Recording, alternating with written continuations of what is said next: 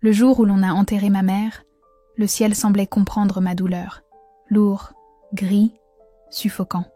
Je suis restée près de son cercueil, les mains tremblantes, à peine capable de réaliser qu'elle était partie pour toujours. Les dernières semaines avaient été un tourbillon d'hôpital, de médicaments et d'espoirs brisés. Ma mère, Hélène Duval, toujours si forte, si inébranlable, réduite à un corps fragile que la maladie avait consumé sans pitié. Le cimetière de Loyasse était bondé. Ma mère avait été une figure respectée à Lyon, une professeure d'université à la réputation sans tache. Voisins, collègues, anciens étudiants, tous étaient devenus lui dire adieu. J'osais à peine les regarder dans les yeux. Chaque accolade, toutes mes condoléances, Lucie, était comme un poignard qui me rappelait la finalité de tout cela. Je n'ai pas eu le temps de commencer mon deuil. À peine la cérémonie terminée et les gens dispersés, Maître Durand, l'avocat de la famille, s'est approché de moi, l'air solennel, mais les yeux pleins d'attente. « Lucie, j'ai besoin de vous parler en privé, » dit-il à voix basse. « C'est au sujet du testament de votre mère. » Mon mari, Michel, me serra la main en signe de soutien. « Je t'attends dans la voiture, » murmura-t-il en m'embrassant le front. Dans une petite salle annexe de la chapelle du cimetière, Maître Durand ouvrit une chemise en cuir usé. L'odeur de vieux papier et d'encre emplit l'espace entre nous. « Votre mère a laissé des instructions très précises, » commença-t-il. « Elle vous a légué l'intégralité de son patrimoine, y compris le mas des Acacias en Provence. La propriété est actuellement estimée à environ 215 millions d'euros. Je suis restée sans voix. Le mas des Acacias. La bastide ancestrale de ma famille maternelle. Un joyau architectural du XVIIIe siècle, avec vue sur la montagne Sainte-Victoire. Une propriété que je croyais perdue depuis des décennies, quand mon grand-père avait connu des difficultés financières. Je n'ai jamais su que ma mère avait réussi à la récupérer. Mais comment est-ce possible ? Balbutiai-je. Je croyais que la maison avait été vendue. Maître Durand sourit légèrement. Votre mère était une femme très discrète, Lucie. Elle a travaillé toute sa vie pour récupérer le bien familial. Elle l'a racheté il y a 15 ans, mais a décidé de garder le secret jusqu'à maintenant. Ma relation avec ma mère avait été compliquée. Nous nous aimions, mais nous étions trop semblables, fiers, têtus, incapables de céder. Nous nous étions éloignés quand j'ai épousé Michel, un homme qu'elle n'a jamais vraiment approuvé, même si nous nous étions réconciliés dans les derniers mois. Le poids de cet héritage, de sa confiance en moi malgré tout, me fit trembler. C'est alors que j'entendis un halètement brusque et aigu derrière moi. Madame Pascal, ma belle-mère, nous avait suivis jusqu'à la salle. Son visage, habituellement maîtrisé sous des couches de maquillage coûteux, affichait un mélange de stupeur et de quelque chose de plus sombre. Ses lèvres carmin se courbèrent en un sourire qui n'atteignait pas ses yeux. « Tiens, quelle chance tu as, ma chère !» siffla-t-elle en s'approchant. L'odeur écœurante de son parfum me souleva le cœur. Une véritable bénédiction au milieu de tant de tristesse. Maître Durand se tendit visiblement. « Madame Dubois, ceci est une conversation privée. » Pascal l'ignora, ses yeux rivés sur moi. « Écoute-moi bien, » dit-elle à voix basse mais parfaitement audible. « Vends cette maison sur le champ et partage l'argent avec la famille, ou attends-toi aux conséquences. Je te préviens. » Sa voix, froide comme la glace, résonna dans la petite pièce. Je sentis mon sang ne faire qu'un tour. « La maison est à moi, » répondis-je avec un calme que je ne ressentais pas. Elle appartenait à ma mère, et avant elle à ma grand-mère. Elle n'a jamais appartenu à ta famille, Pascal. Sa réaction fut si rapide que je ne pus l'esquiver. Elle m'attrapa les cheveux d'une main et me gifla de l'autre, si fort que mes oreilles bourdonnèrent. Le coup me laissa sonner, des larmes involontaires aux yeux. « Madame !» Maître Durand s'interposa entre nous, horrifié. « C'est absolument inacceptable. » Pascal recula, rajustant son tailleur noir comme si de rien n'était. « Nous en reparlerons à la maison, ma chère, » dit-elle avec un sourire forcé. « Ne faisons pas de scandale, pas un jour comme aujourd'hui. » Alors que je la regardais sortir, le dos droit et le menton haut, je sentis quelque chose changer en moi.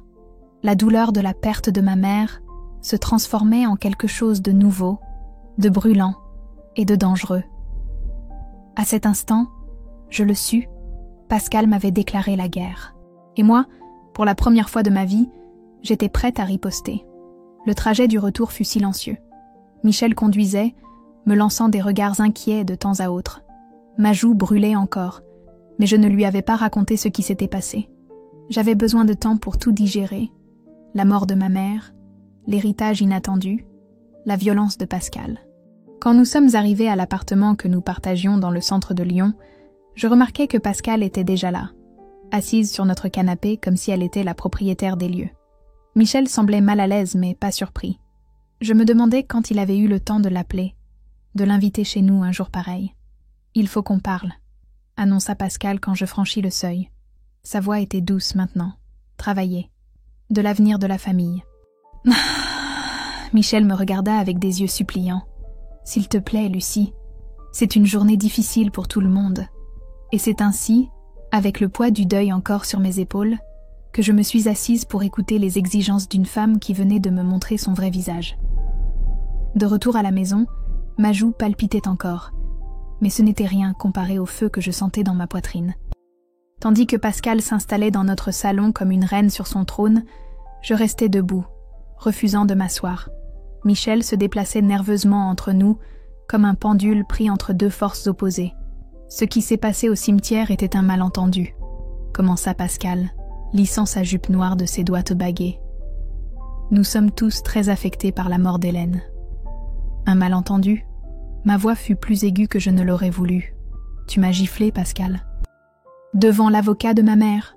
Michel se tourna vers sa mère, l'incrédulité peinte sur son visage. Maman? C'est vrai, ça? Pascal agita la main comme pour chasser une mouche. Mon Dieu, Michel, ta femme exagère toujours. Je l'ai peut-être effleurée accidentellement. Nous étions dans un petit espace et... Tu m'as attrapé par les cheveux, l'interrompis-je, en montrant à Michel la mèche qui me faisait encore mal. Et tu m'as menacée. Tu vas nier ça aussi? Lucie, s'il te plaît. Michel passa une main dans ses cheveux, frustré. Nous sommes en deuil. Ma mère souffre aussi. Tu as sûrement mal interprété ses paroles. Je le fixai, abasourdi. Sa dénégation me fit plus mal que n'importe quelle gifle. Je compris alors que je n'avais aucun allié sous ce toit. L'homme qui avait promis d'être à mes côtés, pour le meilleur et pour le pire, venait de choisir son camp. Et ce n'était pas le mien. Le mas des acacias appartient à la famille depuis des générations, poursuivit Pascal, profitant de mon silence. Il n'est pas juste que tu décides seul de son sort. C'est la famille de ma mère, pas la tienne, répondis-je en maîtrisant ma voix. Ma grand-mère y est née, mon arrière-grand-mère aussi. Ça n'a jamais fait partie de ton patrimoine. Mais maintenant, tu es une Dubois, insista-t-elle en montrant mon alliance. Ce qui est à toi est à la famille, à notre famille. Je regardais Michel, espérant qu'il dise quelque chose, qu'il me défende. Mais il se contenta de fixer ses chaussures, comme si elles contenaient les secrets de l'univers. La maison est à moi, dis-je finalement, et je ne la vendrai pas. Pascal se leva alors, toute prétention de cordialité évaporée. On verra bien, menaça-t-elle à voix basse. Ce n'est pas terminé, et ça ne s'est pas terminé. Dans les jours qui suivirent, Pascal lança une campagne implacable. Elle se présentait à notre porte sans prévenir, exigeant de voir les documents liés à l'héritage. Elle appelait à toute heure, harcelant Michel avec des histoires sur la façon dont je ruinais la famille. Elle a même contacté des agents immobiliers dans mon dos, espérant que je cède à la pression. Pascal m'avait toujours traitée comme une intruse, trop indépendante, trop obstinée à son goût. Une fois, elle avait dit à son ami Consuelo, croyant que je ne pouvais pas l'entendre, que j'avais corrompu son fils avec mes idées modernes sur l'égalité et l'autonomie. Mais j'avais toujours essayé de maintenir la paix, me convainquant qu'avec le temps, elle m'accepterait. Je m'étais trompée. Maintenant, enhardie par la fortune en jeu, elle avait complètement enlevé le masque. Le pire coup fut quand je découvris qu'elle répandait des mensonges dans tout Lyon, racontant à nos voisins et amis que j'avais manipulé ma mère mourante pour qu'elle change son testament. Savais-tu qu'Hélène était sous médicament quand elle a signé les papiers ? L'entendis-je dire au téléphone un après-midi. Cette fille a toujours été calculatrice. Pauvre Michel, si aveuglée par l'amour. La trahison me brûlait de l'intérieur. Je dormais à peine. Quand je finissais par m'endormir, je faisais des cauchemars où ma mère me regardait avec déception, comme si j'avais échoué à protéger son héritage. Pendant la journée, je déambulais dans notre maison comme un fantôme, hanté non pas par des esprits, mais par une femme bien vivante qui désirait me voir détruite, Michel se réfugia dans son travail, évitant le conflit. Quand j'essayais de lui parler, il haussait les épaules. « Ce sont des histoires de femmes », disait-il, comme si la cruauté de sa mère était un problème mineur, une dispute triviale que nous devions résoudre entre nous. J'ai essayé d'être patiente. Je comprenais qu'il était coincé entre sa femme et la femme qu'il avait élevée seule après la mort précoce de son père. Mais chaque jour qui passait, chaque nouvelle trahison, je sentais mon mariage s'effondrer. Un soir, après avoir découvert que Pascal avait accidentellement renversé du café sur un album photo de ma mère que je gardais comme un trésor, nous avons eu notre première grande dispute. « Tu dois poser des limites », criai-je en brandissant les photographies tachées. « Ta mère est en train de détruire tout ce qui compte pour moi. »« Tu es paranoïaque », répondit-il, évitant de regarder les photos abîmées. C'était un accident. Ma mère ne ferait jamais une chose pareille exprès. Et la gifle, c'était aussi un accident. Et les mensonges qu'elle raconte dans toute la ville, ce sont des rumeurs, Lucie. Tu ne peux pas blâmer ma mère pour ce que les gens disent. Je l'ai entendu, Michel, de mes propres oreilles. Mais il ne m'écoutait plus. Il enfila sa veste et quitta l'appartement, claquant la porte si fort que les murs tremblèrent. Je sus, sans qu'il me le dise, qu'il allait chez sa mère, qu'il chercherait du réconfort dans les bras de la femme qui détruisait notre mariage. Cette nuit-là, seule dans notre lit, j'ai pris une décision. Je ne serai plus la victime dans cette histoire. Je ne laisserai pas Pascal détruire la seule chose qu'il me restait de ma mère. Si elle voulait la guerre, elle l'aurait. Le lendemain, j'ai demandé un congé au lycée où je travaillais comme professeur de littérature. J'avais besoin de temps. J'avais besoin d'espace pour réfléchir. L'esprit plus clair que jamais depuis des semaines, j'ai conduit jusqu'en Provence, vers le mas des Acacias. Il était temps de découvrir mon héritage. Le bâtiment était plus impressionnant que dans mes souvenirs d'enfance. Une bastide en pierre blanche sur 3 étages, entourée de jardins où les arbres qui lui donnaient son nom poussaient majestueusement. Des fenêtres supérieures, on voyait la montagne Sainte-Victoire, comme une carte postale parfaite. J'ai parcouru les pièces vides, caressant les murs, imaginant les générations de femmes de ma famille qui avaient marché sur ces mêmes sols. Dans l'ancien bureau de mon grand-père, une grande pièce avec des bibliothèques allant jusqu'au plafond, je me suis arrêtée. Ce serait mon sanctuaire. Ici, je planifierais ma défense. Car maintenant, j'avais quelque chose pour quoi me battre. Pas seulement une propriété, mais un héritage.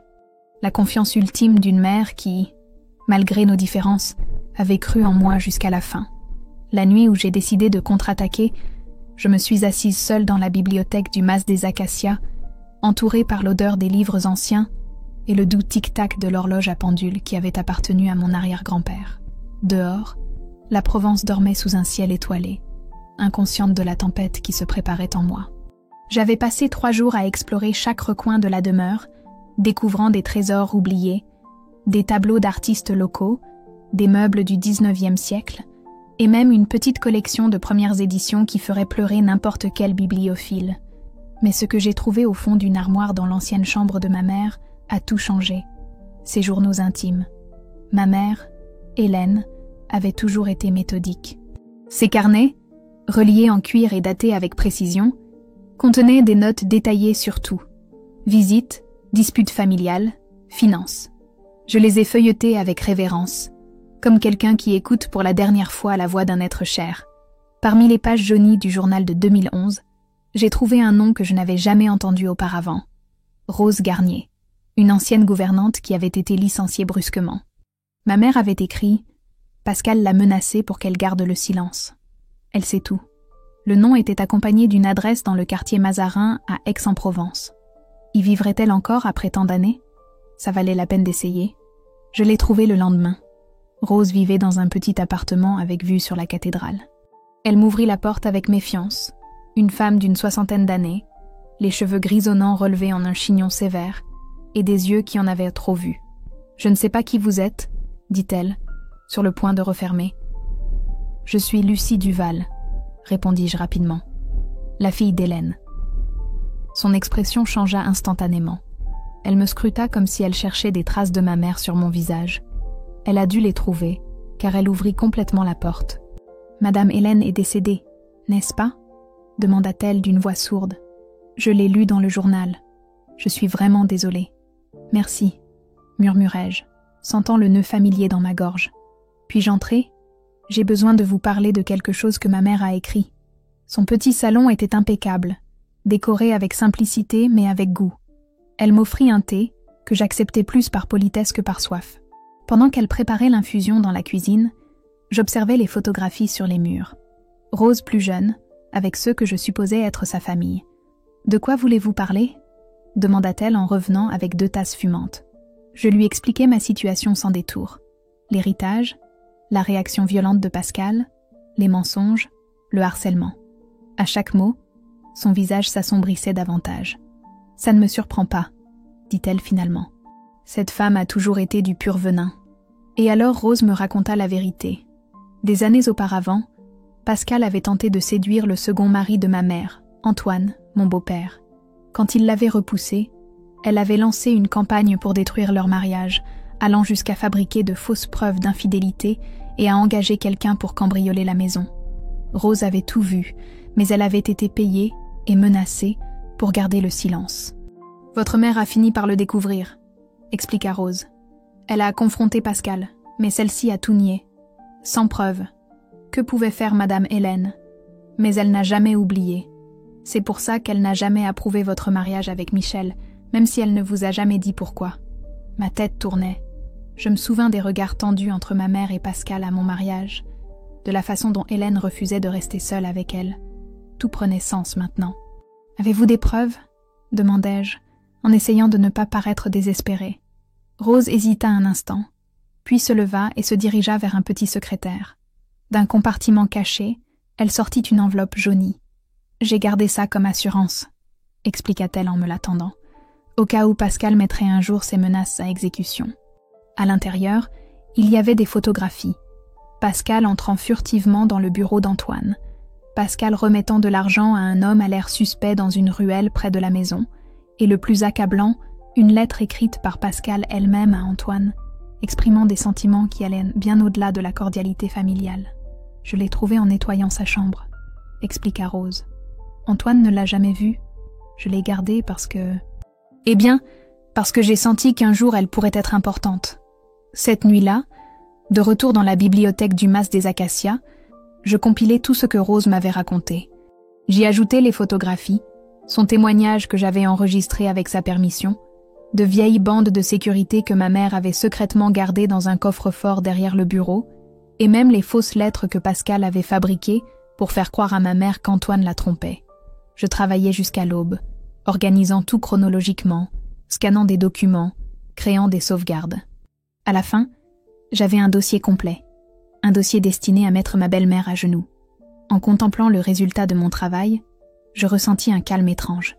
Ce n'était pas seulement de la vengeance, c'était de la justice. Pour ma mère, pour Antoine qui était mort en croyant n'avoir jamais complètement regagné la confiance de sa femme, pour Rose qui avait vécu des années dans la peur, et pour moi-même. Michel m'avait appelé plusieurs fois, de plus en plus en colère à cause de ma disparition. Je lui avais simplement dit que j'avais besoin de temps dans la maison de ma mère. Je n'ai pas mentionné Rose, ni ce que j'avais découvert. Certaines vérités ont besoin du bon moment pour être révélées. Mon plan était simple mais dévastateur. Pascal avait construit sa vie à Lyon autour d'une image soigneusement cultivée, la veuve dévouée, la mère aimante, la belle-mère compréhensive, l'organisatrice d'événements caritatifs. Sa réputation était tout pour elle. Et c'était exactement ce que j'allais détruire. Je préparais 3 enveloppes. La première, avec des copies des documents les plus compromettants, irait au cabinet d'avocat où travaillait Michel, adressée à son patron, un homme qui adorait Pascal et l'invitait à tous les événements importants. La deuxième, avec des preuves de ses manipulations financières pour détourner des fonds des organisations caritatives qu'elle présidait, irait au conseil d'administration de la Fondation lyonnaise pour la culture, où Pascal occupait un poste de premier plan. La troisième, avec l'histoire complète, y compris son comportement récent envers moi, irait à son propre fils. J'ai hésité sur cette dernière. Michel pourrait-il me pardonner d'exposer ainsi sa mère ? Me croirait-il seulement ? Mais je me suis souvenu de son refus de me défendre, de son aveuglement volontaire face aux abus de Pascal, et j'ai endurci mon cœur. La vérité blesse, mais le silence tue. Avant de sceller les enveloppes, j'ai inclus une note manuscrite dans chacune. Tu as essayé de me détruire. Maintenant, regarde-toi t'effondrer. En retournant à Lyon, les enveloppes rangées dans ma mallette, je repassais mentalement mon plan une dernière fois. Il n'y aurait pas de retour en arrière après cela. Mais, pour la première fois depuis la mort de ma mère, je sentis que je reprenais le contrôle de ma vie. L'horizon se teignait d'orange quand je traversais le pont sur le Rhône. La ville commençait à s'éveiller, inconsciente du petit tremblement de terre que j'étais sur le point de déclencher dans l'un de ses quartiers les plus exclusifs. « Prépare-toi, Pascal », murmurai-je en serrant le volant. « La guerre que tu as commencée est sur le point de se terminer. » Le lendemain matin, j'ai envoyé les enveloppes par coursier privé. J'ai attendu dans un café du centre, à quelques rues du cabinet d'avocat où travaillait Michel. J'ai commandé un café noisette que j'ai à peine touché, le regard fixé sur mon téléphone. Le temps semblait suspendu, comme si le monde entier retenait son souffle.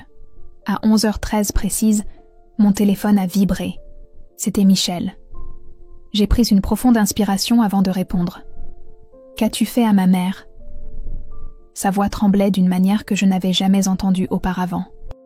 Un mélange de rage et de confusion qui me glaça le sang malgré la chaleur lyonnaise. Je n'ai pas répondu directement.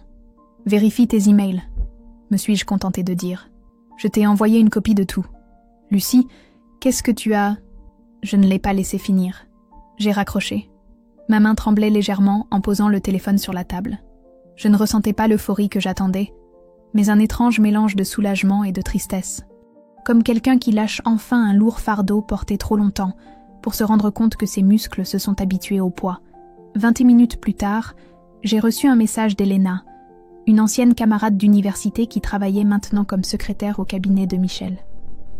Nous étions restés en contact au fil des ans, bien que je ne lui ai jamais raconté les détails de mes problèmes avec Pascal.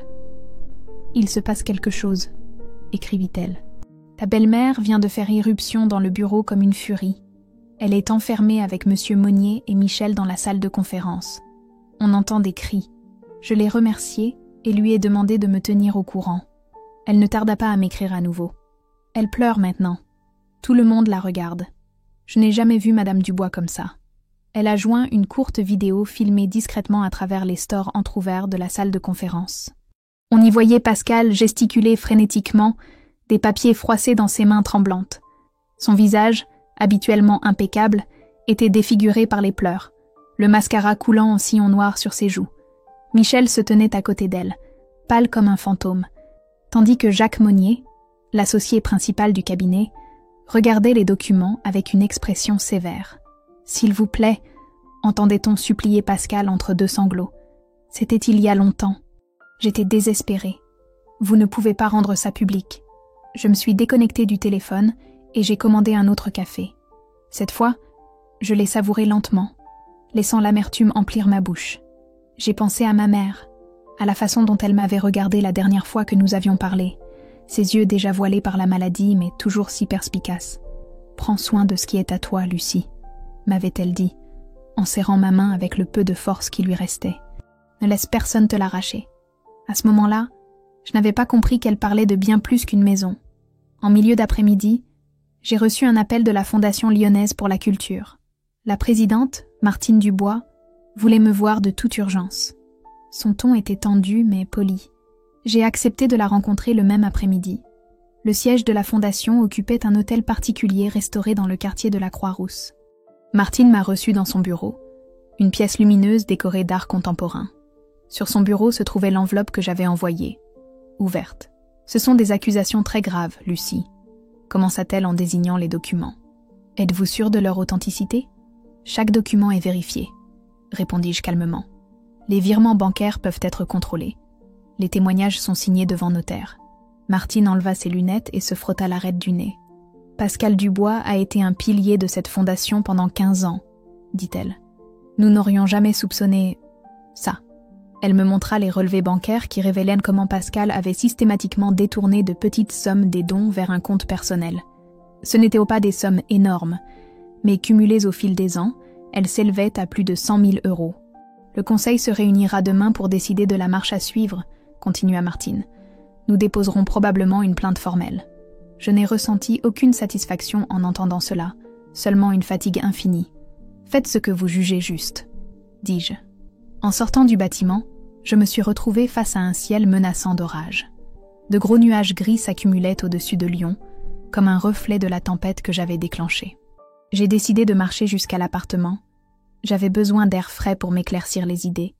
Quand je suis arrivée, Michel était déjà là, assis sur le canapé, dans la pénombre, la tête entre les mains. Il n'a pas allumé les lumières quand je suis entrée, ni levé le regard. Seule sa voix, petite et brisée, rompit le silence. « Tu avais prévu ça depuis le début ?»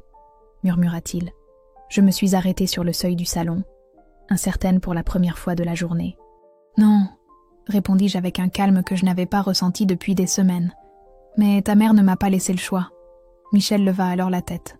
Ses yeux étaient rougis, son visage marqué par une pâleur maladive. « Les associés m'ont demandé de prendre un congé sans solde, » dit-il, jusqu'à ce que tout cela se tasse.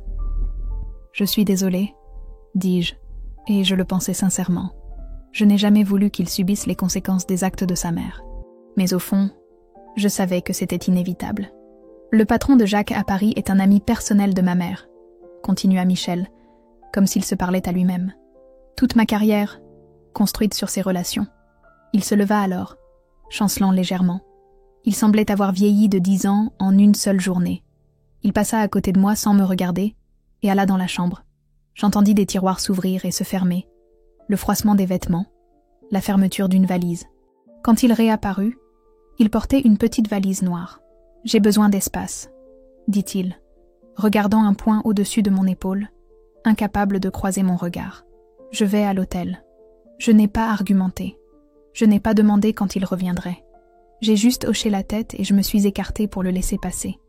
À la porte, il hésita un instant, comme s'il voulait dire autre chose. Mais il est finalement sorti sans ajouter un mot. La pluie commença à tomber lorsque le taxi qui l'emmenait s'éloigna dans la rue. De grosses gouttes qui crépitaient contre les vitres avec fureur, comme si la nature elle-même voulait laver la ville de ses secrets et de ses mensonges. Je me suis servi un verre de vin et je me suis assise près de la fenêtre, regardant la pluie transformer Lyon en un tableau impressionniste, toutes les lumières diffuses et les contours flous. La Bastide était maintenant à moi, et la solitude qui l'accompagnait aussi. Mais pour la première fois depuis longtemps, cette solitude ne me faisait pas peur. Elle avait le goût de la paix, de la liberté. Dans les semaines qui suivirent, Pascal disparut de la vie publique comme si la terre l'avait avalé. Son nom cessa d'apparaître dans les chroniques mondaines qu'elle fréquentait autrefois. Sa place dans les événements caritatifs resta vacante. Sa voix ne s'entendit plus dans les débats radiophoniques locaux où elle avait l'habitude de pontifier sur la morale et les bonnes mœurs. Le conseil d'administration de la Fondation lyonnaise pour la culture révoqua son poste après une réunion d'urgence. Ils ne déposèrent pas de plainte formelle, un dernier acte de pitié envers une femme qui avait été un pilier de la société lyonnaise, mais ils exigèrent le remboursement intégral des fonds détournés. Le scandale resta relativement contenu grâce aux relations de Pascal, mais les rumeurs se propagèrent comme une traînée de poudre dans les cercles appropriés. Personne ne savait qui avait fait fuiter les documents. Je m'étais assurée que cela ressemble à l'œuvre d'un lanceur d'alerte anonyme, peut-être quelqu'un au sein même de la Fondation. Certains soupçonnaient Martine Dubois, qui n'avait jamais caché son antipathie pour Pascal. D'autres pointèrent du doigt d'anciens employés rancuniers. Personne ne me désigna moi, la belle fille discrète et affligée, toujours en deuil de sa mère. Michel s'installa dans un hôtel du centre temporairement, bien que nous sachions tous les deux que la séparation avait peu de temporaire. Nous nous voyions occasionnellement pour gérer des affaires pratiques, factures, courriers, la division éventuelle des biens. Nos conversations étaient polies mais distantes, comme deux étrangers contraints de partager un ascenseur. Ma mère a déménagé sur la Côte d'Azur, m'informa-t-il lors d'une de ces rencontres. Chez ma tante Amélie. Je ne répondis pas. Ce n'était pas nécessaire. L'exil auto-imposé de Pascal était la confirmation finale de sa culpabilité. « Pourquoi ne m'en as-tu pas parlé ?» demanda-t-il alors, me regardant droit dans les yeux pour la première fois depuis des semaines. « De ce que tu as découvert, avant tout ça. » Je pris une profonde inspiration, cherchant les mots justes. « M'aurais-tu cru, Michel, alors que tu n'as même pas cru que ta mère m'avait giflé aux funérailles de ma mère ?» Son silence fut une réponse suffisante. J'ai décidé de vendre notre appartement à Lyon. La ville que j'avais autrefois aimée était devenue un rappel constant de pertes et de trahisons. Avec l'argent de la vente, j'ai acheté un petit appartement à Aix-en-Provence. près du mas des acacias. Il était temps de recommencer, là où mes racines étaient les plus profondes. La Bastide ancestrale était toujours là, silencieuse et patiente, attendant d'être ramenée à la vie. J'ai engagé une équipe de restaurateurs pour lui redonner sa splendeur originelle. Chaque jour, après mes cours au lycée où j'avais obtenu un poste de professeur de littérature, je supervisais les travaux. Les murs écaillés retrouvaient leur couleur blanche immaculée, les parquets se remettaient à briller, les fissures des plafonds à caissons disparaissaient comme par magie. J'ai transformé l'un des salons principaux en galerie pour l'art de ma mère. Hélène Duval avait été une aquarelliste talentueuse dans sa jeunesse, avant que les responsabilités académiques ne consument son temps. Ses paysages de la Sainte-Victoire, ses portraits de vieillards aixois, ses natures mortes pleines de lumière méditerranéenne, tout a trouvé un foyer digne sur ces murs centenaires. « Ta mère serait fière », m'a dit Rose quand elle est venue visiter la galerie fraîchement inaugurée. Je l'avais engagée comme gouvernante, lui rendant le poste que Pascal lui avait arraché des années auparavant. Sa présence dans la maison était réconfortante, un fil de continuité avec le passé.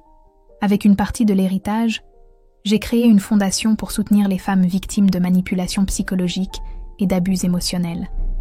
Je l'ai appelée Fondation Hélène Duval, et j'ai destiné l'une des ailes de la Bastide à ses bureaux. Chaque semaine, des femmes de tous âges et de toutes conditions sociales venaient chercher des conseils juridiques, un soutien psychologique ou simplement un espace sûr pour parler. Je n'ai jamais pensé que quelqu'un me croirait, m'a confessé l'une d'elles, une femme d'une 50aine d'années dont le mari, un médecin respecté, l'avait systématiquement isolée pendant des décennies. Ma propre famille disait que j'exagérais, que j'étais trop sensible. J'ai reconnu dans ses paroles l'écho de ma propre expérience, la solitude de ne pas être crue, le désespoir d'être qualifiée d'exagérée ou de paranoïaque. Je lui ai raconté mon histoire, non pas en tant que directrice de la fondation, mais comme une survivante de plus. Ses yeux se sont illuminés de la reconnaissance d'une vérité partagée. « Et qu'est-il arrivé à votre belle-mère » demanda-t-elle. « A-t-elle jamais reconnu ce qu'elle a fait ?» Je lui ai alors montré la lettre que j'avais reçue 2 mois plus tôt. Une enveloppe simple avec un cachet de la poste de la Côte d'Azur, contenant une seule feuille de papier. L'écriture de Pascal, normalement impeccable, était tremblante, presque enfantine. « Pardon, il ne me reste plus rien. » Je ne lui ai pas répondu. Non par cruauté, mais parce qu'il n'y avait plus rien à dire. J'ai plié soigneusement la lettre et l'ai rangée à la dernière page du journal de ma mère. Pas comme un symbole de pardon, mais comme le témoignage d'un chapitre clos. Mon mariage avec Michel s'est terminé officiellement 1 an après la mort de ma mère. Le divorce a été amical sur le plan juridique, douloureux sur le plan émotionnel. Nous avons signé les papiers dans le bureau d'un notaire neutre, sous le regard impassible de nos avocats respectifs. On m'a proposé un poste à Paris, me dit-il une fois tout signé. Je l'ai accepté. Je suis contente pour toi, répondis-je avec sincérité. Malgré tout, je n'avais jamais cessé de l'aimer. J'avais seulement appris que parfois, l'amour ne suffit pas lorsque les loyautés sont si profondément divisées. Je n'ai jamais voulu te faire de mal, Lucie, ajouta-t-il, avec une vulnérabilité qui me rappela le jeune homme dont j'étais tombée amoureuse des années auparavant. Mais je n'ai pas su te protéger. Je sais, répondis-je. Tout comme je n'ai pas su protéger notre mariage. Nous nous sommes dit au revoir avec une accolade brève mais sincère. En le voyant s'éloigner dans la rue, j'ai ressenti un mélange de tristesse et de libération. Une autre page qui se tournait, un autre chapitre qui se terminait. Cet après-midi-là, de retour au mas des acacias, j'ai contemplé le coucher de soleil depuis la terrasse. Le soleil descendait lentement derrière la silhouette de la Sainte-Victoire, teintant le ciel d'orange et de pourpre. Les acacias du jardin murmuraient avec la brise, comme s'ils racontaient d'anciens secrets. En ce moment de paix parfaite, j'ai senti la présence de ma mère plus proche que jamais, non pas comme un fantôme, mais comme une continuité, un héritage qui allait bien au-delà des murs et des toits. Une force intérieure qu'elle avait toujours su que je possédais, même quand j'en doutais moi-même. Aujourd'hui, quand je marche dans les couloirs du mas des acacias, je ne me sens plus comme une intruse dans ma propre vie. 3 ans ont passé depuis cet après-midi au cimetière de Loyasse, quand le ciel gris semblait refléter ma douleur. 3 ans depuis que j'ai découvert l'héritage de ma mère et, avec lui, une force que je ne savais pas posséder. La Bastide a repris vie. Les jardins, autrefois négligés, fleurissent maintenant de roses et de jasmin. Les pièces, autrefois silencieuses, résonnent des voix des femmes qui viennent à la fondation.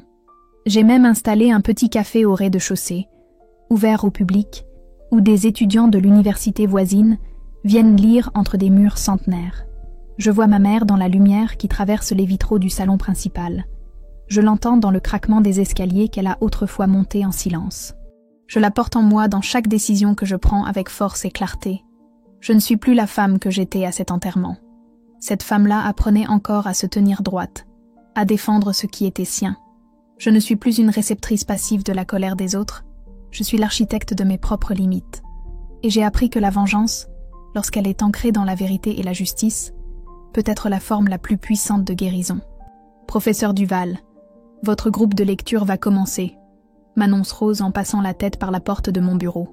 À 70 ans passés, elle est toujours efficace et discrète. Avec le temps, elle est devenue une amie, presque une tante adoptive. Merci Rose. J'arrive tout de suite. Je saisis l'exemplaire de Thérèse Desqueyroux que nous allons utiliser aujourd'hui. Chaque mois, un groupe de femmes de tous âges se réunit pour discuter d'œuvres littéraires écrites par des femmes ou qui dépeignent les complexités de l'expérience féminine. C'est l'un de mes projets préférés. Voir comment les mots écrits, il y a des décennies, parfois des siècles, continuent de résonner dans nos vies contemporaines.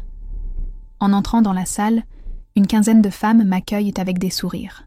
Elles sont assises en cercle, des tasses de thé et de café sur une table centrale, des carnets ouverts sur leurs genoux. Certaines sont des professionnelles, d'autres des femmes au foyer, il y a même quelques adolescentes. La plus jeune, Claudia, a à peine 16 ans et vient accompagnée de sa mère. Aujourd'hui, nous allons parler de Thérèse Desqueyroux, commençai-je en m'asseyant. Une femme qui, dans son désir de protéger sa famille du qu'en dira-t-on, a fini par la détruire. Une femme prise au piège d'un milieu bourgeois étouffant. Je vois certaines hocher la tête, reconnaissant dans la description des échos de leurs propres expériences familiales. Mais nous parlerons aussi de Thérèse elle-même, l'épouse qui a osé se rebeller, qui a payé le prix fort pour sa liberté, mais qui n'a jamais renoncé à sa vérité intérieure. Pendant l'heure qui suit, la discussion est intense. Nous parlons des prisons que nous construisons et de celles qui nous sont imposées, de la honte comme outil de contrôle, du courage nécessaire pour briser les cycles d'abus. Les voix s'entremêlent, les expériences personnelles enrichissent l'analyse littéraire. Claudia, habituellement timide, lève la main. Parfois, je pense que Thérèse aussi était une victime, dit-elle d'une voix douce mais claire, de ses propres peurs, des attentes de la société. Ça n'excuse pas ce qu'elle a fait, mais ça aide à la comprendre. Je la regarde avec admiration. Si jeune et déjà capable de cette empathie complexe qui voit au-delà de la surface des actions humaines. Tu as raison, Claudia, réponds-je. Comprendre n'est pas la même chose que justifier. Nous pouvons comprendre les racines d'un comportement nuisible, sans l'absoudre de sa responsabilité. Je pense à Pascal en disant cela. Avec les années, j'ai fini par mieux comprendre les peurs qui ont motivé ses actes. La terreur de perdre son fils unique, l'insécurité déguisée en arrogance, le désespoir de maintenir un statut qu'elle pensait mériter. Je comprends, mais je ne justifie pas. Je saisis, mais je n'oublie pas. Pascal vit maintenant dans un petit appartement à La Ciotat. Elle a vendu sa villa sur la Côte d'Azur il y a 1 an, lorsque les derniers vestiges de sa fortune se sont épuisés. J'ai parfois de ses nouvelles par des tiers. Je sais qu'elle donne des cours particuliers de français pour subsister, qu'elle évite les cercles sociaux qu'elle fréquentait autrefois, qu'elle ne prononce jamais mon nom. Michel s'est marié l'année dernière avec une architecte parisienne. Il m'a envoyé une invitation au mariage que j'ai poliment déclinée. Certaines blessures, même cicatrisées, il vaut mieux ne pas les rouvrir. Je lui ai souhaité sincèrement du bonheur. Il le mérite. Quand la séance se termine et que les femmes commencent à partir, Claudia s'approche de ma table. Elle tient son exemplaire du livre contre sa poitrine comme un bouclier. Ma grand-mère est un peu comme ça, dit-elle à voix basse. Elle contrôle ma mère avec des menaces et des manipulations. Et ma mère ne se défend pas.